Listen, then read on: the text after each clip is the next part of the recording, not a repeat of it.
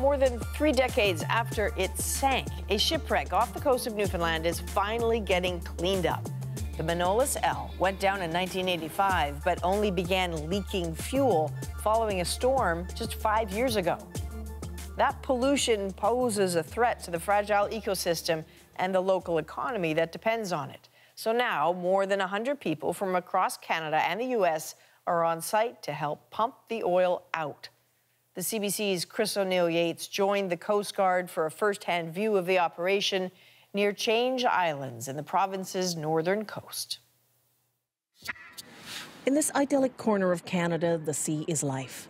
The engine that drives everything, work and play, the fishery and tourism. People from all over Canada and the U.S. keep boats here. For 5 years, Carolyn Parsons has been fighting Ottawa to remove the oil in the rusting ship. Seals were dying on the ice, birds were dying, hundreds and hundreds, untold. I mean, that's just what we saw, and there's a lot of the area that is not inhabited, right?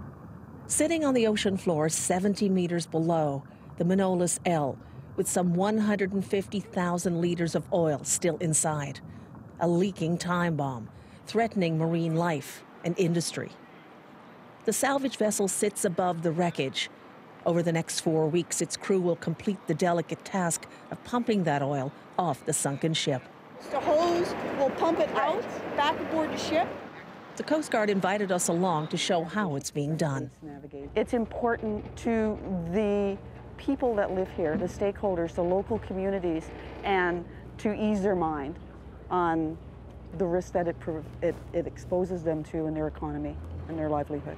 They're relying on remotely operated vehicles to attach hoses to the ship to pump the oil out. Divers were just too risky. But it limits the time that you can spend on the bottom, the amount of work that can be achieved in a specific day, but also there's a larger risk. Coast Guard vessels stand by at the ready. They've got equipment to capture any oil that might leak into the water during the removal process. They definitely played a large role in us being here today. The operation will cost $15 million and should be completed in roughly 4 weeks. Parsons is breathing a sigh of relief, knowing their campaign paid off. We're feeling really good about the work we've done, and we're really pleased that it's going ahead.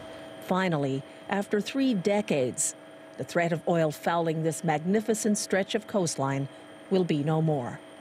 Chris O'Neill-Yates, CBC News, off Change Islands, Newfoundland. The Manolis L isn't the only derelict ship sullying Canada's coastlines. In fact, there are an estimated 600 abandoned vessels polluting our waterways. Last fall, the Liberal government introduced a bill that would, for the first time, make it explicitly illegal to abandon boats. If the bill becomes law, Ottawa will be able to go after the owners. Individuals can face fines up to $300,000 and 6 months in jail. Corporations can be fined as much as $6 million.